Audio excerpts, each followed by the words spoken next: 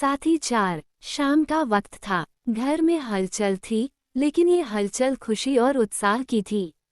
भूमि तैयार हो चुकी थी, हल्की नारंगी साड़ी, बालों में सजी गजरा की हल्की खुशबू और चेहरे पर वही स्नेहिल मुस्कान जो हमेशा क्षितिज को आत्मविश्वास देती थी। घनश्याम दीवान ने अपना कोट ठीक करते हुए कहा, जल्दी चलो, देर हो रही है। कैमरे की बैटरी चार्ज थी, फूलों का गुलदस्ता भी कार में रख दिया गया था। आकाश अपनी घड़ी की ओर देख रहा था। वह वैसे तो समय के हिसाब से चलने वाला इंसान था, लेकिन आज का दिन उसके लिए इतना खास था कि क्षितिज के उसके पास आज समय ही समय था। चलो, निकलते हैं, शो शुरू होने वाला है, आकाश ने कहा। उसकी आवाज में हल्का सा उत्साह था। तभी अचानक सबकी निगाह दरवाजे की घोर जाती है। सामने मेनका दीवान खड़ी थी, गहरे नीले रंग की इंडो वेस्टर्न ड्रेस पहने, बाल खुले, चेहरे पर भरपूर मुस्कान लिए। मेनका, भूमि ने हैरानी से कहा। मेनका ने मुस्कुराकर जवाब दिया, सरप्राइज। मैं क्षितिज का फंक्शन मिस नहीं करना चाहती थी। अरे, तू कब आई? आकाश दीवान ने जल्दी से पूछा। अभी, सीधा एयरपोर्ट से आई हूँ, मेनका ने जवाब दिया। सोचा, बिना बताया हूँ, मजा आएगा। भूमि की नज़र उसके पीछे गई और वो तुरंत पूछ बैठी, और तुम्हारा बेटा, वो कहाँ है? मेनका हल्के से मुस्कुराए और पीछे इशारा किया। पीछे एक नैनी खड़ी थी, जिसने एक 4-5 साल के प्यारे से बच्चे का हाथ पकड़ा हुआ था। छोटे छोटे बाल, मासूम चेहरा, हल्के भूरे रंग की जैकेट पहने वह इधर उधर देख रहा था। भूमि तुरंत झुककर बोली, अरे मेरा छोटा राजकुमार, इधर आओ। बच्चा झिझकते हुए मेनका की ओर देखने लगा, लेकिन मेनका ने हल्का सा सिर हिलाया तो वह धीरे धीरे भूमि की तरफ बढ़ा। घनश्याम दीवान ने उसे गोद में उठा लिया और बोले, पूरा दीवान खानदान का असली चिराग लग रहा है। आकाश ने हल्की मुस्कान दी, लेकिन उसने कुछ नहीं कहा। आरव, क्षितिज भैया से मिलेगा? भूमि ने प्यार से उसके गाल सहलाते हुए पूछा। आरव तो आने को मुझसे ज्यादा एक्साइटेड था, मेनका ने जवाब दिया। कितना प्यारा है, बिल्कुल अपनी माँ पर गया है, भूमि ने हंसते हुए कहा और बच्चे के सिर पर हाथ फेरा। माहौल पूरी तरह से खुशनुमा बन गया था कि तभी लैंडलाइन फोन की घंटी बज उठी। भूमि ने पास जाकर फोन उठाया। हेलो। दूसरी तरफ कुछ सेकंड की खामोशी, फिर धीमी, घबराई हुई आवाज। मैम, मैं क्षितिज के स्कूल से बोल रहा हूँ। भूमि के माथे पर हल्की शिकन आ गई। हाँ, बोलिए। क्या हुआ? क्षितिज हॉस्पिटल में है। क्या? भूमि की आंखें चौड़ी हो गईं, उसका गला सूखने लगा। उसके हाथों से फोन लगभग गिर ही पड़ा था कि घनश्याम दीवान और आकाश दोनों ने उसकी तरफ देखा। घनश्याम दीवान के हाथ से छड़ी छूट गई। आकाश ने फौरन फोन पकड़ लिया। क्या हुआ मेरे बेटे को? दूसरी तरफ से स्कूल के टीचर घबराए हुए बोले, सर, क्षितिज को स्टेज के पीछे चक्कर आ गया और वह बेहोश हो गया। हमने उसे तुरंत हॉस्पिटल में एडमिट कराया है, आप जल्दी आ जाइए। एक सेकंड पहले जो घर हंसी और उत्साह से गूंज रहा था, वहां अब बस घबराहट थी।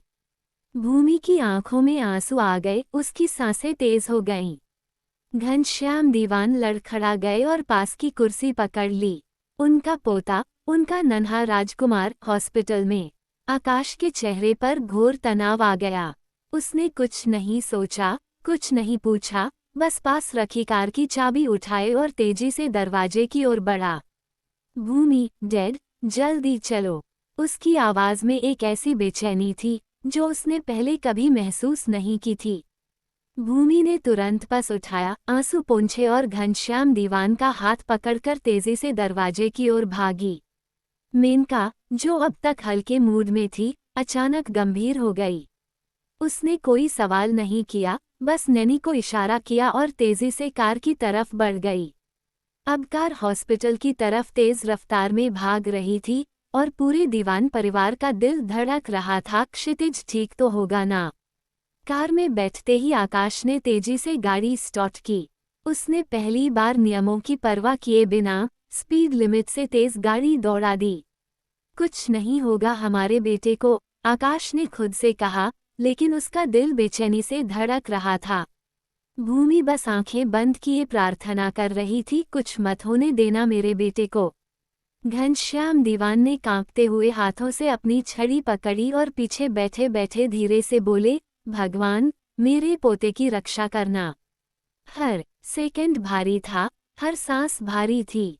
हॉस्पिटल अभी भी कुछ किलोमीटर दूर था, लेकिन उनके लिए वह दूरी किसी युग से कम नहीं थी। गाड़ी रुकते ही आकाश ने ब्रेक लगाए और बिना दरवाजा ठीक से बंद किए अंदर की ओर भागा। भूमि और घनश्याम दीवान भी तेजी से उसके पीछे चल दिए।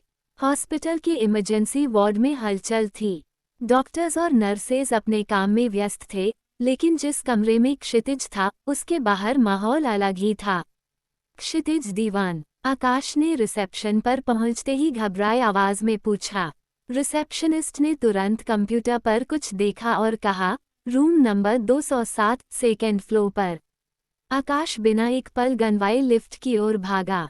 भूमि और घनश्याम भी उसके साथ थे। दीवान परिवार एक हाई प्रोफाइल परिवार था, यही वजह थी कि कमरे के बाहर एक भीड़ थी।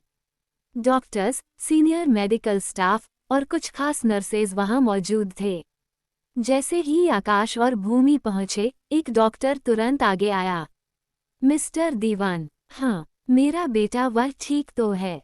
आकाश की आवाज में घबराहट थी, लेकिन वह खुद को संयम में रखने की कोशिश कर रहा था। डॉक्टर ने हल्का सा सिर झुकाया, घबराने की जरूरत नहीं, अभी वह खतरे से बाहर है, लेकिन उसकी हालत को मॉनिटर किया जा रहा है। भूमि की आंखें भर आईं, क्या हुआ था उसे? क्षितिज उसके कलेजे का टुकड़ा था। डॉक्टर ने मेडिकल रिपोर्ट देखते हुए कहा, हमें लगता है कि क्षितिज को तेज थकावट और कमजोरी के कारण बेहोशी आई, उसका ब्लड प्रेशर भी अचानक लो हो गया था। कमजोरी? घनश्याम दीवान ने चिंता से पूछा, लेकिन हमारा पोता तो हमेशा एनर्जेटिक रहता है, स्कूल में सबसे आगे रहता है। डॉक्टर ने सहमति में सिर हिलाया, हाँ, लेकिन कई बार बच्चे बहुत ज्यादा फिजिकल और मेंटल स्ट्रेस झेल लेते हैं और खुद को थका देते हैं, हमें लग रहा है कि उसने पिछले कुछ दिनों से पर्याप्त आराम नहीं लिया होगा। भूमि ने तुरंत कहा, हाँ, ये सच है। वह स्पोर्ट्स, पढ़ाई और इस फंक्शन की तैयारी में दिन रात लगा हुआ था। डॉक्टर ने गहरी सांस ली, यही कारण हो सकता है। फिलहाल हमने उसे सलाइन ड्रिप दी है, ताकि उसकी एनर्जी रिकवर हो, उसे नींद की जरूरत है। आकाश ने गहरी सांस ली, उसने खुद को कभी इतना असहाय महसूस नहीं किया था। क्या हम उसे देख सकते हैं? डॉक्टर ने हाँ में सिर हिलाया, हाँ, पर प्लीज उसे ज्यादा परेशान न करें, उसे आराम करने दें। कमरे का दरवाजा धीरे से खुला। अंदर का माहौल बिल्कुल शांत था। मशीनों की हल्की बीप बीप की आवाज के अलावा कुछ सुनाई नहीं दे रहा था। क्षितिज बेड पर सोया हुआ था। उसकी नन्ही हथेलियों में ड्रिप लगी हुई थी। उसका मासूम चेहरा उतरा हुआ था, लेकिन उसमें मासूमियत अब भी वही थी। आकाश ने धीरे से पास जाकर उसकी बांह पर हाथ रखा। भूमि ने उसकी उंगलियों को सहलाया। घनश्याम दीवान कुछ पल चुपचाप खड़े रहे, फिर हल्के से उसके सिर पर हाथ फेरा, जल्दी ठीक हो जा, मेरे शेर। क्षितिज ने हल्की हलचल की, उसकी आंखें धीरे धीरे खुलीं। वह कमजोर आवाज में बोला, मम्मा डैडू।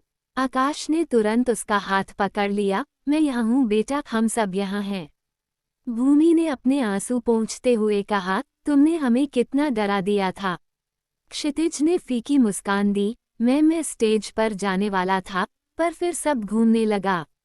आकाश ने हल्की डांट भरी आवाज में कहा, तुम खुद को इतना थका क्यों रहे थे? हाँ। क्षितिज ने मासूमियत से कहा, मैं बस चाहता था कि सब मुझ पर प्राउड फील करें। भूमि की आंखें भर आई, अरे मेरे राजा बेटे, हमें तुम पर हमेशा गर्व था, है और रहेगा। आकाश ने उसके सिर पर हल्की थपकी दी, लेकिन उसके चेहरे पर कुछ और ही था। वह सोच रहा था, क्या मैं अपने बेटे से बहुत ज्यादा उम्मीद कर रहा था? क्या उसे मेरे प्यार की जगह सिर्फ मेरी परफेक्शन की डिमांड मिल रही थी? इस सवाल का जवाब उसे जल्दी ही खोजना था। कहानी आगे जारी रहेगी। कहानी पसंद आने पर लाइक करें, सब्सक्राइब करें और अपने मित्रों से साझा करना न भूलें। धन्यवाद।